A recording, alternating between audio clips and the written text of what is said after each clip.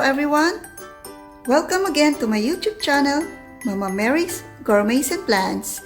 This time, I will teach you how to make a very delicious cookies. This is called Lengua de Gato. Lengua de Gato are cookies that are thin, crispy, and buttery. These cookies melts in your mouths and it gives a very happy feeling.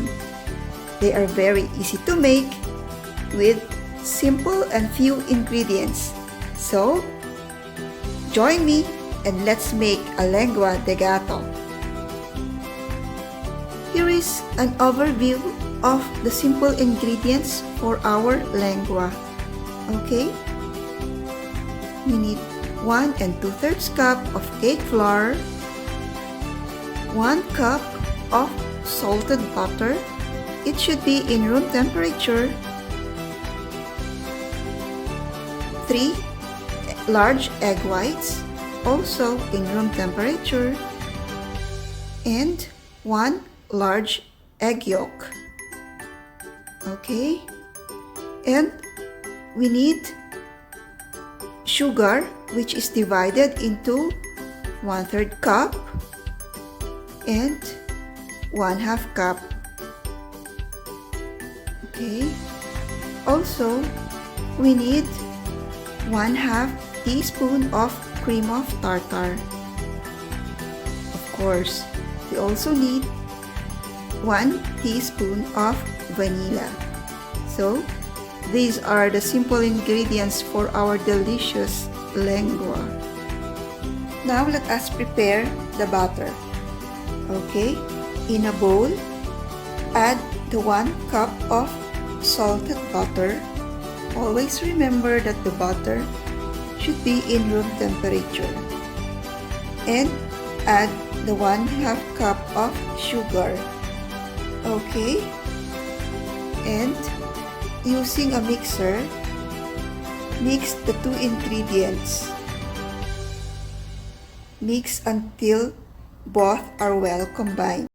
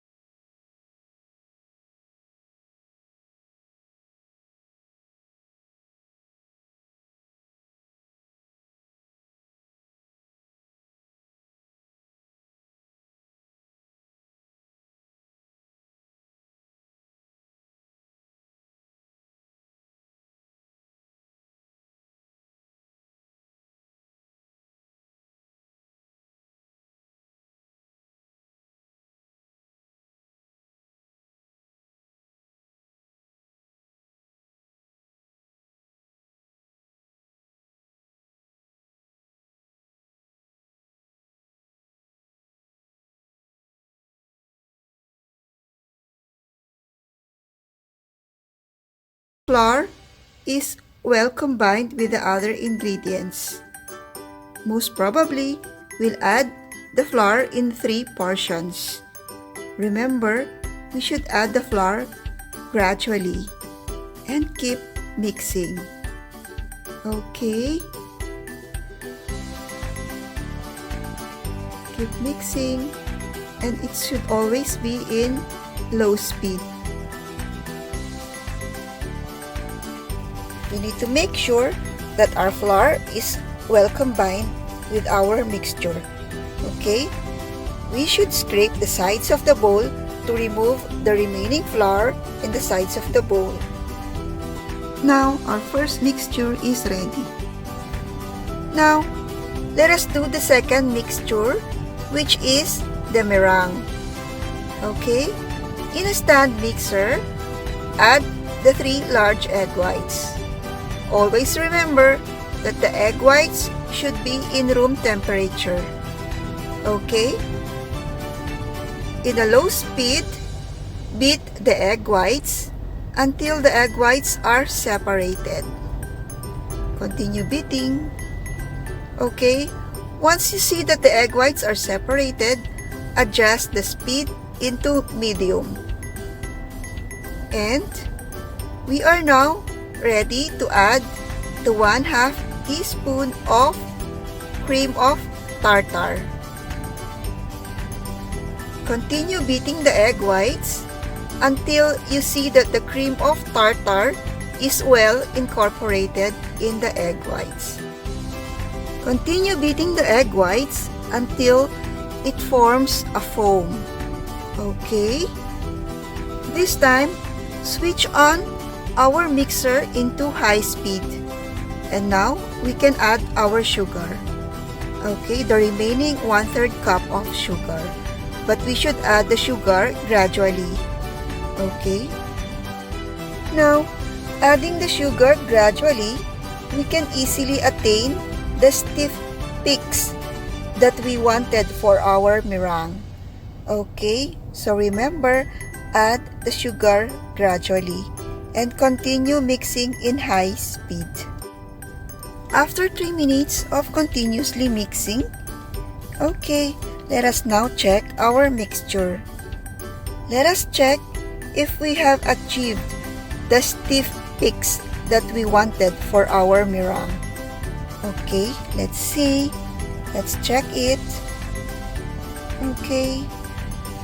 Oh, so now, I guess we have achieved the stiff peaks. Now our meringue is ready.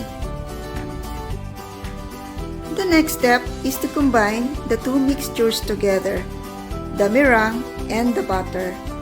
Okay, add the meringue to our butter. And in a medium speed, we should mix them both evenly. The meringue should be well incorporated to our butter. Continue mixing.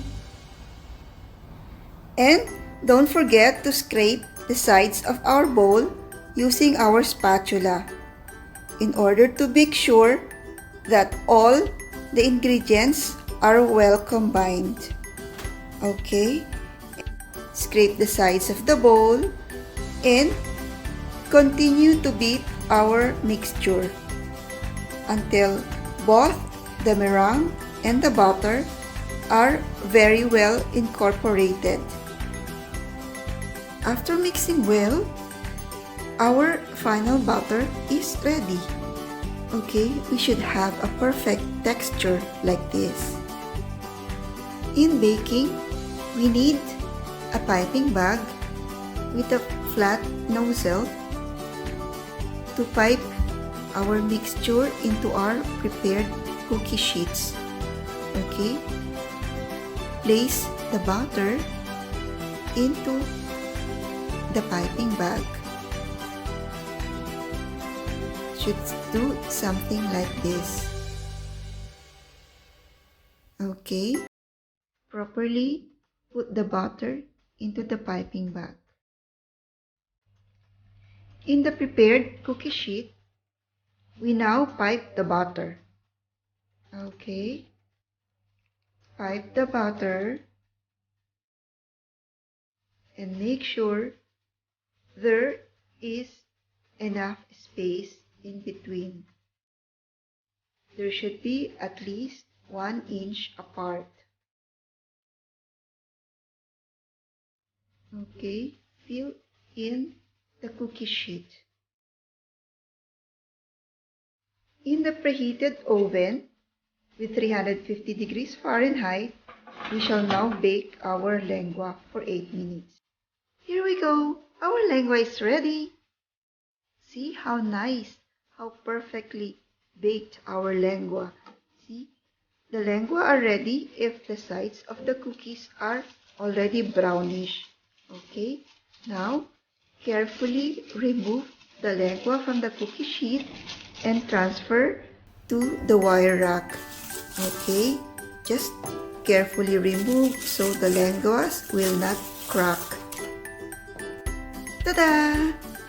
Here's our yummy, delicious lengua.